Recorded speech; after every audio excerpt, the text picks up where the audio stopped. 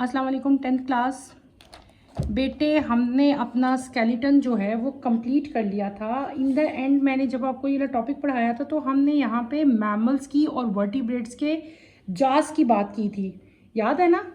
तो वो डायग्राम मैं आपको कुछ दिखाती हूँ। ये देखो, ये एक ह्यूमन बीइंग का जा है, ठीक है, इंसान का जा की पिक्चर दिखाई है, लोड जा। अगर आप और से इस डायग्राम को देखो तो बेटे ये फुल एक बोन है, it consist of only one bone, ठीक है। ये मैंने आपको बताया था ना, सिंगल बोन से मिलके बना है ह्यूमन बीइंग का जा। तो मैंने ये आपको जा की ओरिजिनल पिक्चर जो है वो दिखाई है। क्लियर हो गया? ठीक है, ये इसका फ्रंट व्यू है, ठीक है, वो साइड व्यू था, ये इसका फ्रंट व्यू है। क्लियर है? ठीक है। अब आप इधर आए, ये आपके पास जाज हैं, ये एक ही जा है लेकिन ये ह्यूमन बीइंग का नहीं है, ठीक है। ये इसका डॉर्सल व्यू है, ये इसका लेटरल व्यू और ये इसका वेंट्रल व्यू है। अगर आप ये इसकी एंटीरियर साइड, ये पोस्टीरियर, एंटीरियर यानी कि सामने वाली, और ये बैक साइड है, पोस्टीरियर है, ये एक मैमल का है, ठीक है। अगर आप और करो तो बेटे इसका जो लोअर जा है, दरमियान में से देखो एम्प्टी स्पेस है ना इसके जॉ के अंदर, इसका मतलब है इसका जा जो है वो ह्यूमन बीइंग की तरह एक का नहीं है बल्कि दो बोन से मिलकर बना हुआ है। क्लियर हो रहा है बेटे आपको ये? ठीक हो गया। अब मैं आपको एक और इसकी दिखाती हूँ, एक एग्जांपल आपको इसी तरह।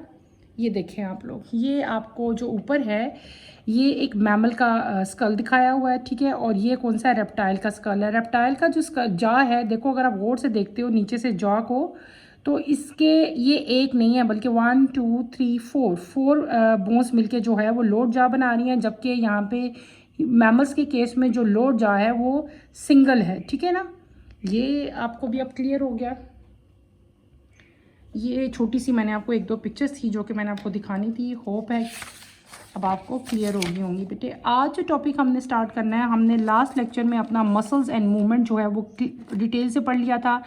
इसमें मैंने आपको बताया था कि मसल जो है उनकी मूवमेंट कैसी होती है। फिर हमने एक नई चीज़ पढ़ी थी, एक मूवमेंट की टाइप हमने पढ़ी थी, डैट इज़ एंटागोनिस्टिक मूवमेंट जो है, या एंटागोनिस्टिक जो फिनोमेना था मसल्स का, उनकी मूवमेंट का, वो सारा का सारा हमने डिटेल से जो है वो स्टडी किया था। उसमें हमने बाइसेप्स और ट्राइसेप्स की एग्जांपल्स दे के जो है वो अच्छी तरह से मैंने आपको क्लियर करवाया था। बेटे आज हमने अपना लास्ट टॉपिक जो चैप्टर का वो स्टार्ट करना है, that is disorders of skeletal system.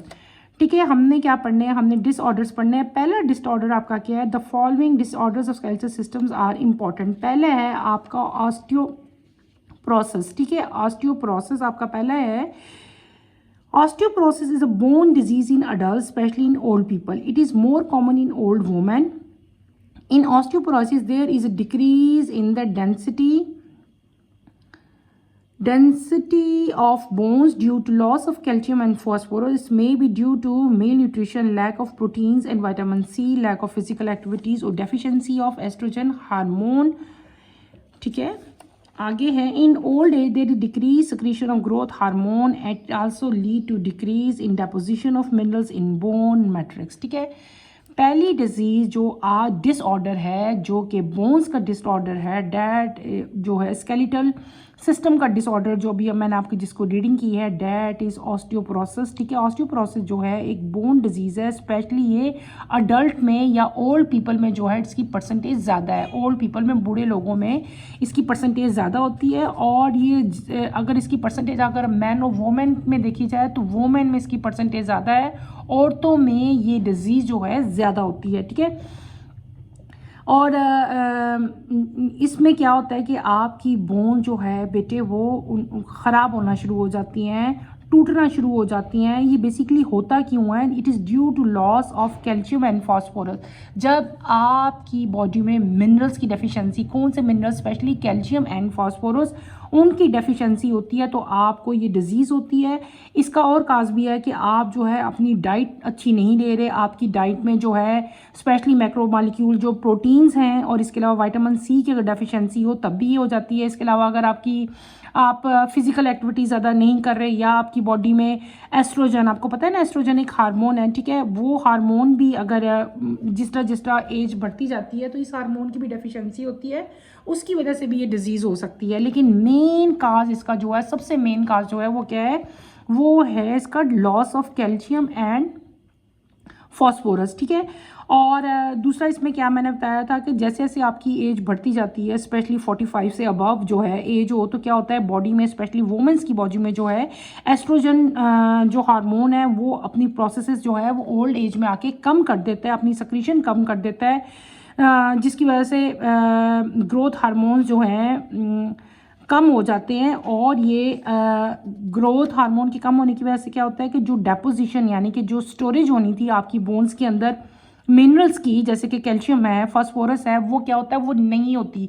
जब वो डेपोजिशन नहीं होती जो कि रिक्वायर्ड थी तो क्या हो जाता है डेफिशिएंसी हो जाती है, और उस डेफिशिएंसी से ये जो है डिजीज़ हो जाती है, ठीक है। ये आपको क्लियर हो गया। अब मैं आपको दिखाती हूँ इसकी एक्चुअल पिक्चर कि बेसिकली आपको बोन्स में होता क्या है, ठीक है।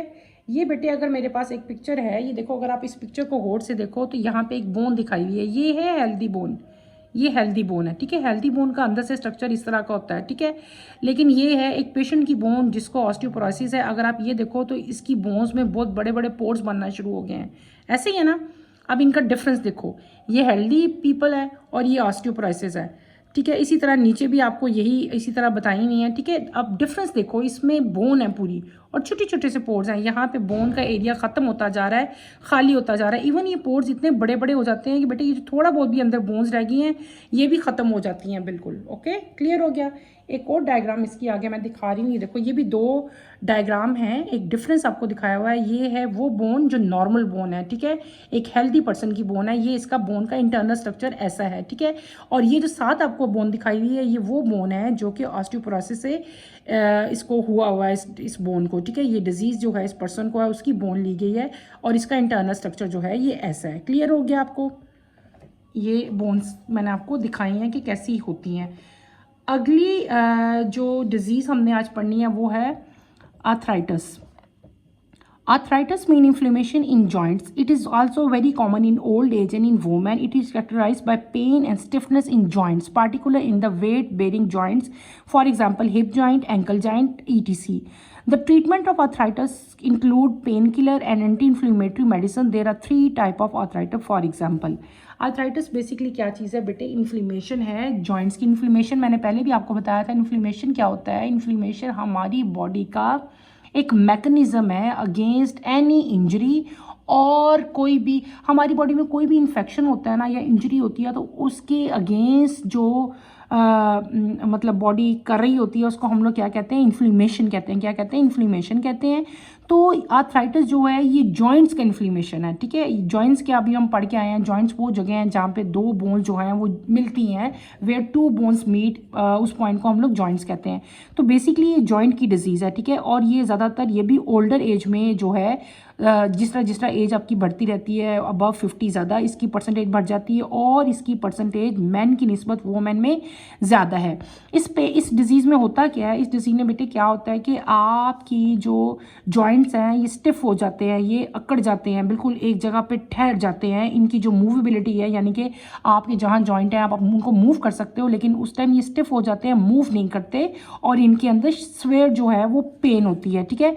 कॉमन एग्जाम्पल इनके जो बड़े बड़े जॉइंट्स हैं ना, जो वेट कैरिंग है, जैसे कि हिप जॉइंट है, एंकल जॉइंट है, इनमें ये ज़्यादा इफेक्ट जो है ये करती है। दैट और इसकी जो ट्रीटमेंट है वो क्या है कि पेन किलर लेते हैं जो पेन को रिड्यूस करेंगे, और एंटी इन्फ्लेमेटरी मेडिसिन जो हैं वो ली जाती हैं ताकि जहाँ जॉइंट्स पे जहाँ पे ये इन्फेक्शन हो काज कर रही हैं वो जो है वो ख़त्म किया जा सके। आर्थराइटिस की जो है 3 मेन टाइप्स हैं, वो अब हम डिटेल से पढ़ेंगे। पहली है osteoarthritis. It is due to degeneration in the cartilage present at joint or due to decreased lubricant production at joints. In arthritis, fusion of bones at joint may occur and joint may become totally immovable.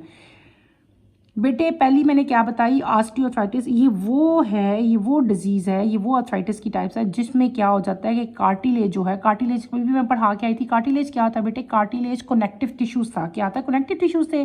Cartilage जो कि joints के दरमियान में present होते हैं वो completely ख़त्म हो जाते हैं, या तो बहुत उनकी क्वांटिटी जो है वो कम हो जाती है, रिड्यूस हो जाती है। उसकी वजह से क्या होता है कि आपके जॉइंट्स में जो लुब्रिकेशन है वो क्या हो जाती है? कम हो जाती है। जैसे कि मेरा ये जॉइंट है, मैं इसको मूव कर सकती हूँ, लेकिन जब इसके दरमियान में कनेक्टिव टिश्यूज़ जो हैं, जो कार्टिलेज हैं, वो ख़त्म हो जाएंगे तो ये मूव ही नहीं होगा, इतना स्टिफ हो जाएगा, ये इतनी स्ट्रेट हो जाएगी, इसको जितनी मर्जी मैं कोशिश करूँ ये नीचे की तरफ डायरेक्शन इसकी नहीं जाएगी।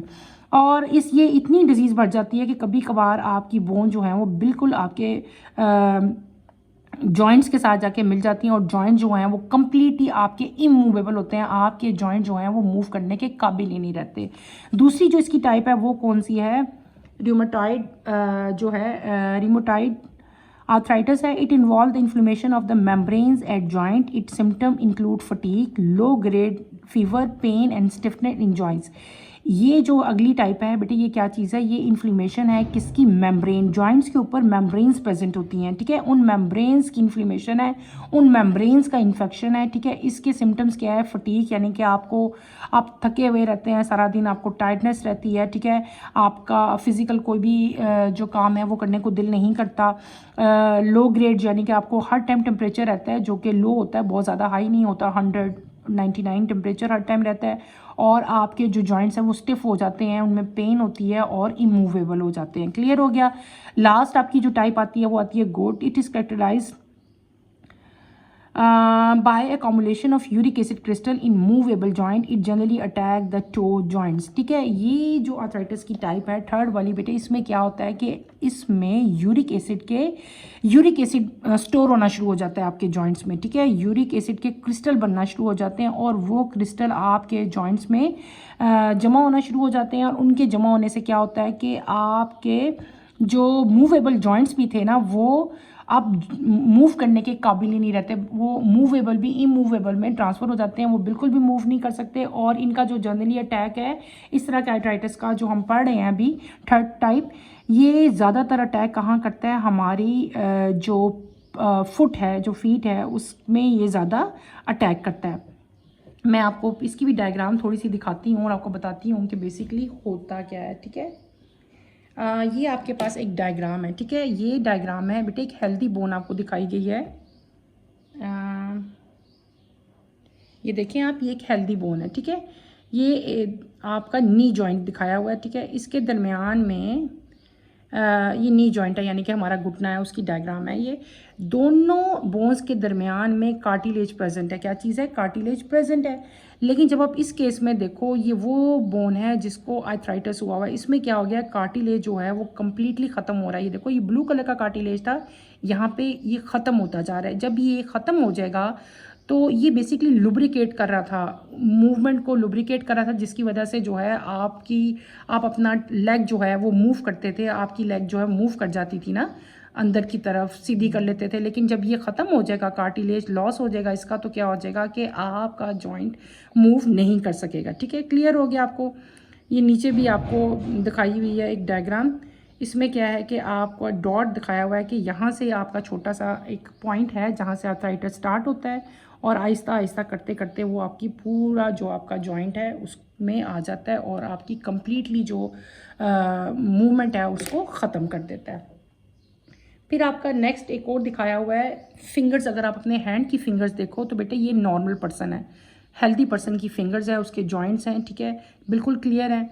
यहाँ पे अगर आप आते हैं तो ये जो है आर्थराइटिस के पेशेंट की जो है फिंगर्स दिखाई हुई हैं, इनके दरमियान में ये जो रेड चीज़ दिखाई हुई है ये क्या है, डी जनरेशन ऑफ कार्टिलेज, यानी कि कार्टिलेज जो है वो कम्प्लीटली जॉइंट्स के दरमियान में से ख़त्म हो जाता है। क्या हो जाता है, ख़त्म हो जाता है। यहाँ पे देखो तो ये ब्लू कलर का कार्टिलेज प्रेजेंट है। कार्टिलेज क्या है, कनेक्टिव टिश्यूज़ हैं, और यहाँ पे कार्टिलेज जो है वो बिल्कुल डी जनरेट हो गया, ख़त्म हो गया, जिसकी वजह से आपके जॉइंट जो हैं वो स्टिफ हो जाते हैं। जो हड्डियां हैं, जो बोन्स हैं, वो एक दूसरे के साथ जुड़ जाती हैं और जब जुड़ जाती हैं तो वो मूव करने के काबिल नहीं रहती और जो है ये इमूवेबल जॉइंट्स बन जाते हैं। क्लियर हो गया।